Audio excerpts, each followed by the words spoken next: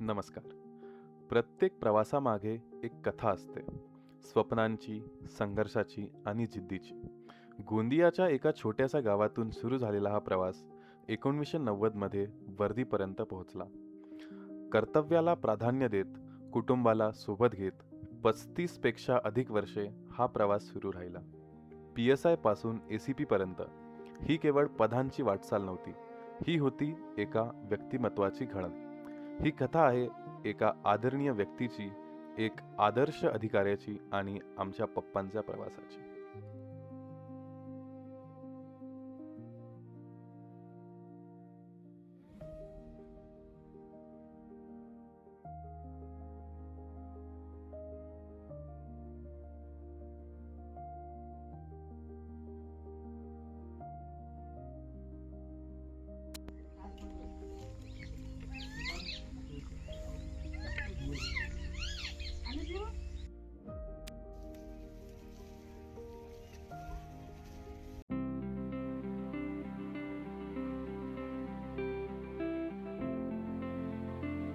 मुसाफिर हूँ यारो, ना घर है ना ठिकाना।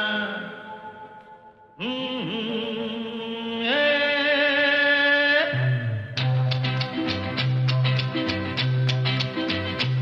मुसा-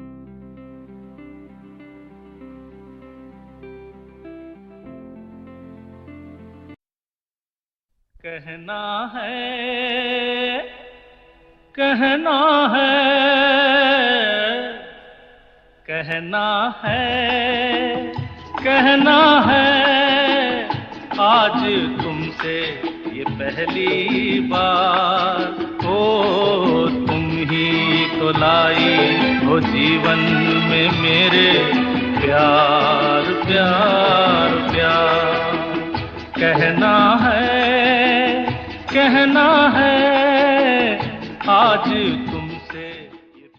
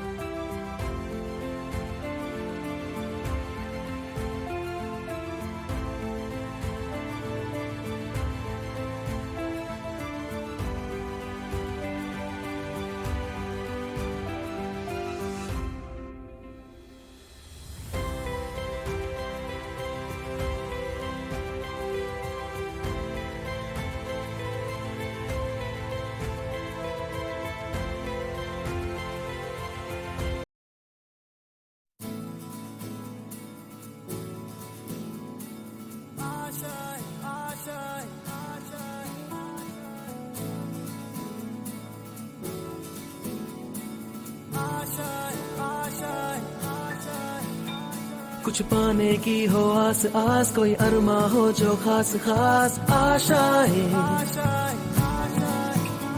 हर कोशिश में हो बार बार, करे दरियाओं को आर पार आशाएं, तूफानों को चीर के मंजिलों को।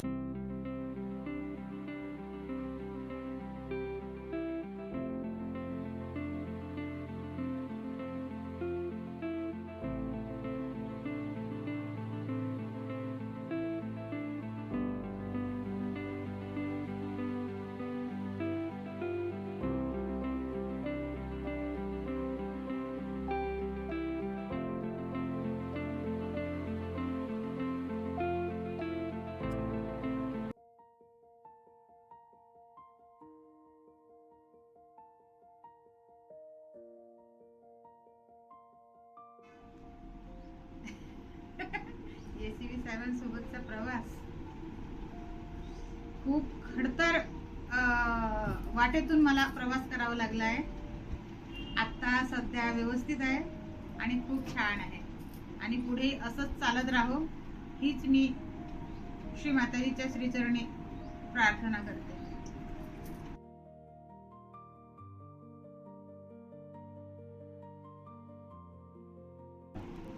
त्यांचं पहिलं काम मस्त महिनाभर त्यांना आराम करू देणार आणि मला सहयोगासाठी जिथे जिथे मदत हवी असेल तिथे तिथे त्यांच्याकडून मी मदत घेणार.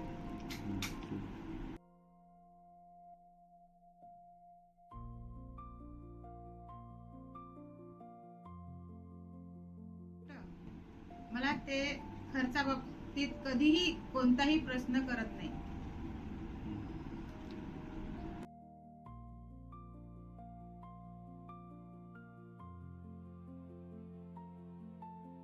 तर शेवटचा संदेश म्हणजे त्यांनी निरोगी राहावं, स्वतःची काळजी घ्यावं, त्याचबरोबर आमची सुद्धा काळजी घ्यावी हीच शुद्ध इच्छा.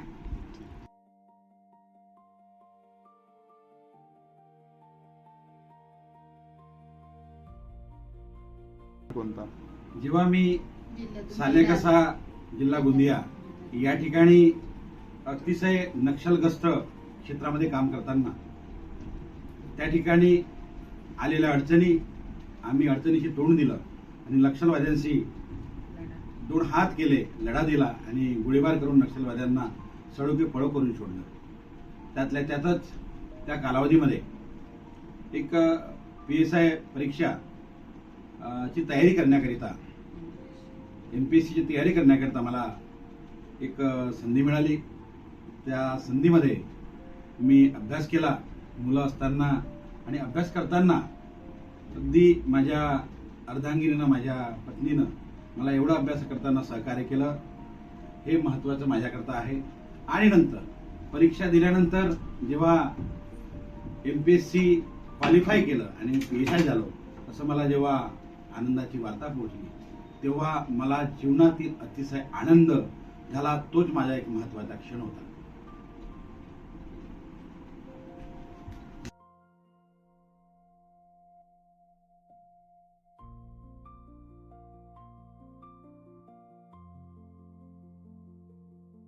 मला एक लहानपणापासूनच एक इच्छा होती. जेव्हा आमच्या गावामध्ये निवडणुका असायच्या तेव्हा ते पोलीस युनिफॉर्म घालून इलेक्शनच्या बंदोबस्तला यायचे आणि ते आमच्या घरी थांबायचे, मुक्काम करायचे. आणि मी अगदी लहान असताना जवळपास 5 ते 6 वर्षाचा असताना त्यांच्याकडे जाऊन मी अगदी कुतूहलाने त्यांच्याकडे मी बघायचे आणि मला त्या वर्दीचा नवल वाटायचा. आणि तेव्हा लहानपणाचाच विचार केला आपण सुद्धा यांच्यासारखे पोलीस झालो तर, आणि ती इच्छा एक माझी पूर्ण झाली. आणि त्यामुळं मी माझं यश संपादन करू शकलो आणि पायरी पायरीनं चढून आजपर्यंत सहाय्यक पोलीस आयुक्त या पदापर्यंत मी पोहोचलो हे माझे भाग्य आहे.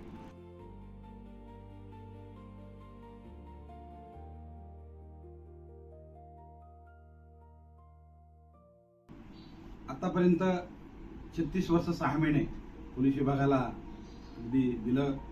आता भविष्यात एक चांगल्या कुटुंबासोबत प्रेमात राहणं, चांगला कुटुंबाला घेऊन राहणं आणि त्यांच्या अडीअडचणी सॉल्व्ह करणं, स्वतः आपल्या कुटुंबासह कुठेतरी निवांत ठिकाणी फिरायला जाणं आवडेल. शरीराकडे लक्ष देणं हे महत्वाचे राहील. आणि आतापर्यंत पोलीस विभागामध्ये जे मला काही शिकायला मिळालं त्यात जनतेकरता एक चांगलं सेवा करण्याचा एक माझा हेतू आहे आणि जनतेकरता पुन्हा एक काम करण्याची इच्छा असं आहे. ती इच्छा मी पूर्ण करणार आहे.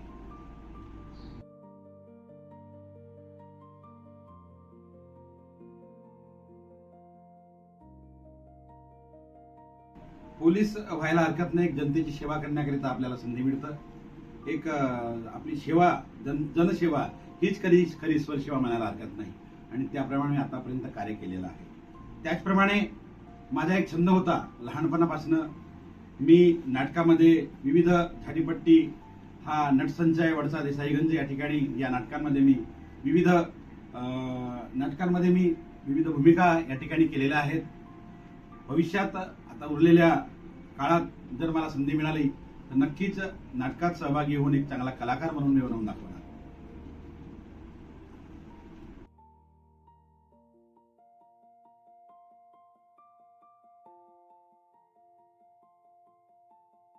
बाबांनी आयुष्यभर प्रामाणिकपणे निष्ठेने सेवा केली, जनतेची सेवा केली आणि आम्हाला जे काही प्रोव्हाइड करू शकलेत, आमची जे काही रिक्वायरमेंट्स होती, जे काही नीड्स होती, सर्व आमची पूर्णपणे आमच्या आवडीनुसार निवडीनुसार त्यांनी पूर्ण करून दिली.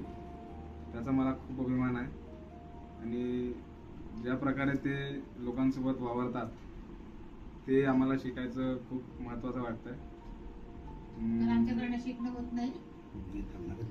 निरोगी राहतात. आणि मला असं वाटतंय की जे त्यांनी सेवा करत, जनतेची सेवा करत आपल्या स्वतःच्या शरीराला त्यांनी काळजी घेतली नाही, ते आता सेवा निवृत्ती झाल्यानंतर त्यांनी ते आपली काळजी घ्यायला हवी.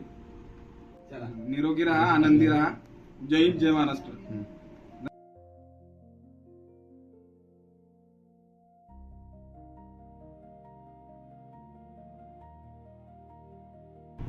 पापा जी का फर्स्ट इम्प्रेशन जैसा लगा कि जैसे बहुत ही डिसिप्लिन में है और स्ट्रिक्ट है, जैसे मेरे पापा है वैसे ही. फिर मुझे थोड़ा पापा जैसे ही लगे, बहुत अच्छा लगा मुझको. वैसा फर्स्ट इम्प्रेशन था जब पहली बार देखने के लिए आए थे. फिर मुझे बहुत ही अच्छा लगा उनसे बात करके. तो फिर अच्छा था.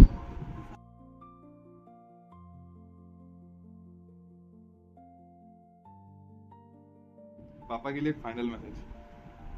पापा के लिए फाइनल मैसेज ये है कि वह तो अपनी सेहत पे ध्यान दे, जैसे एक्सरसाइज वगैरह करें और वॉकिंग वगैरह में जाए. वही मैं चाहती हूँ कि उनकी हेल्थ अच्छी रहे, उनको गोलियाँ ना खाना पड़े. हाँ, बीपी की जैसे उनकी चल रही है, वह तो ख़त्म हो जाए बस. ठीक आहे.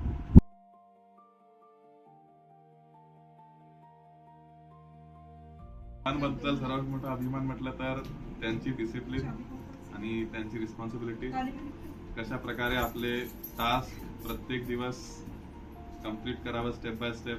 कोणतीही मोठी गोष्ट करण्याच्या आधी लहान लहान पाऊल घ्यावे आणि त्याला संपूर्ण करावं. ही म्हणजे डिसिप्लिन ॲबिलिटी त्यांच्याकडून मी शिकलो. तर हेच बोलू शकतो.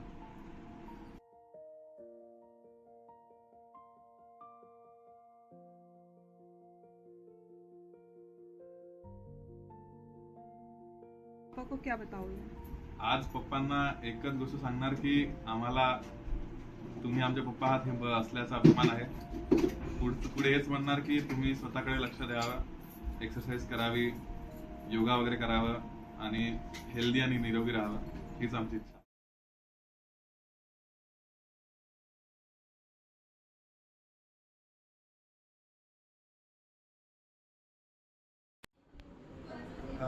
थानेदार चंद्रशेखर चकाटे साहब से पहली मुलाकात हमारी ऐसी हुई थी कि पहली बार हमारे SRP से बिसेन साहब थे और वो बिसेन साहब हमारे गोंदिया जिले के थे और उन्होंने थानेदार चकाटे साहब से मेरा परिचय करवा दिए थे.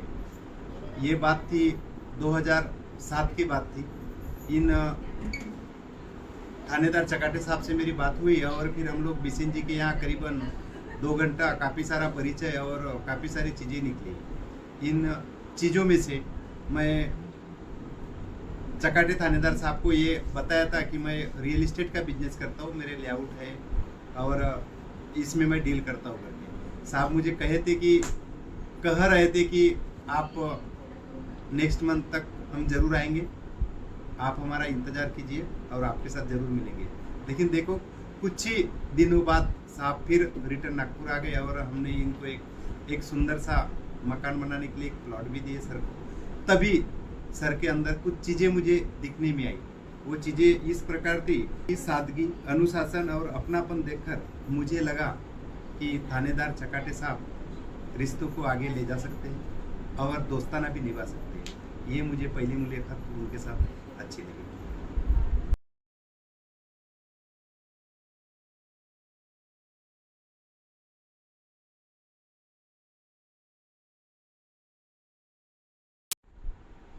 माननीय श्री चंद्रशेखर चकाटे साहब थानेदार के साथ में यादें तो ऐसी हुई थी कि पहली विजिट नागपुर में होने के बाद चंद दिनों में 2-4 महीने में साहब के पोम्बुर्ना, चंद्रपुर डिस्ट्रिक्ट में पोम्बुर्ना आता है और साहब वहाँ थानेदार थे और वहाँ इनके थाने में जाने का एक बार मौका आ गया।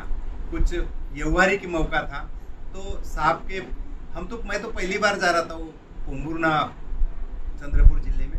तो हम लोग वहाँ तक के तो बस वगैरह से गए, लेकिन कुछ ही जो इनका थाना था एक 4 से 5 किलोमीटर दूरी पे बस का बस स्टॉप था। वहाँ से हमें पोम्बुर्ना के थाना जाना था।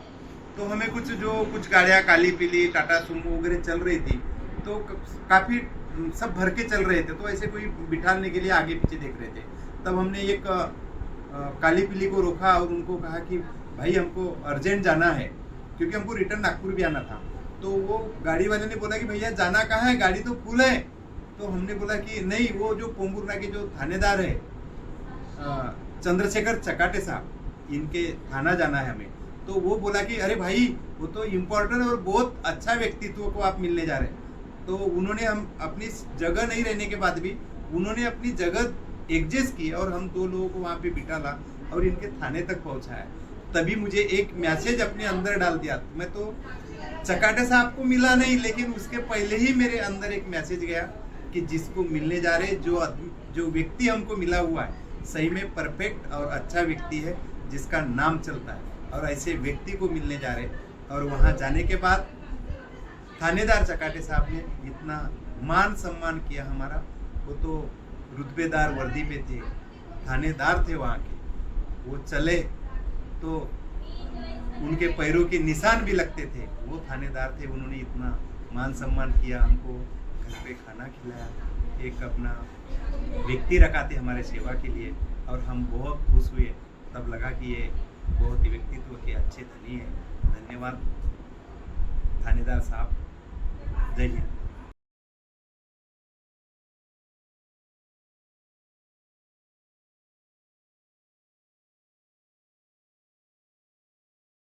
हाँ, माननीय श्री चंद्रशेखर चकाटे साहब, इनके लिए एक संदेश कहना चाहूँगा।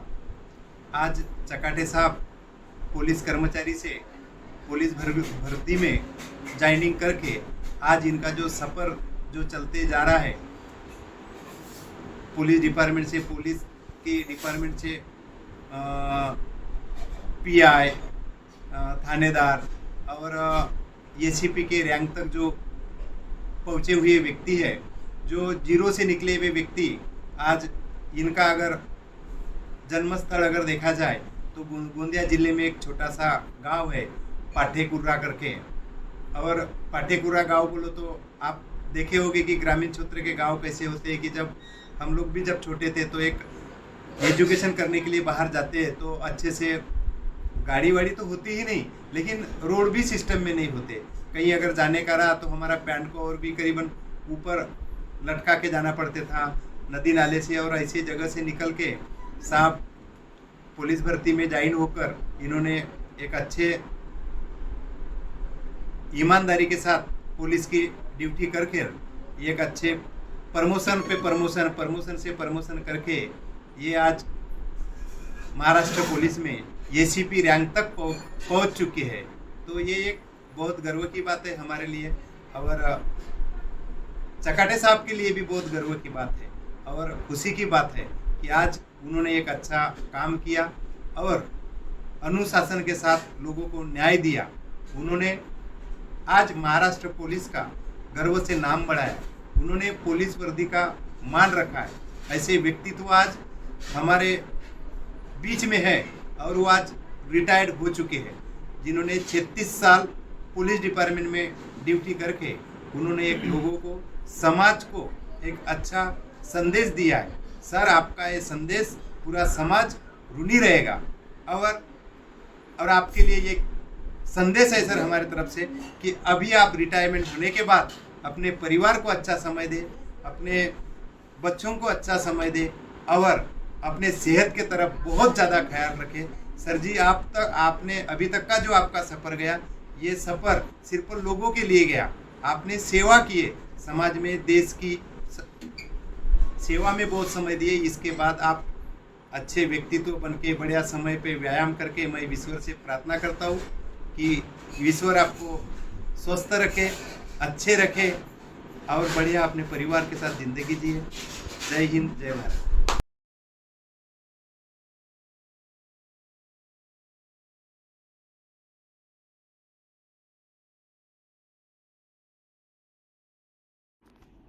आदरणीय उपस्थित मान्यवर आणि सर्वांना नमस्कार.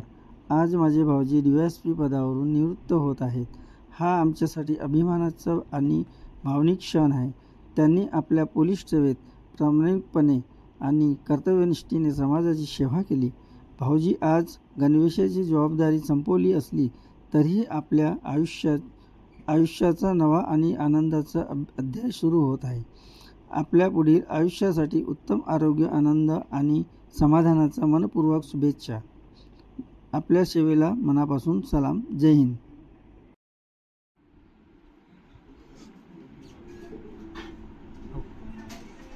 आदरणीय माझे दादा तसेच माझ्या नातेवाईकांमधले सर्व सदस्य आणि माझ्या दादावर जे प्रेम करतात माझ्या फॅमिलीमधले सदस्य, त्यांना सर्वांना माझा नमस्कार.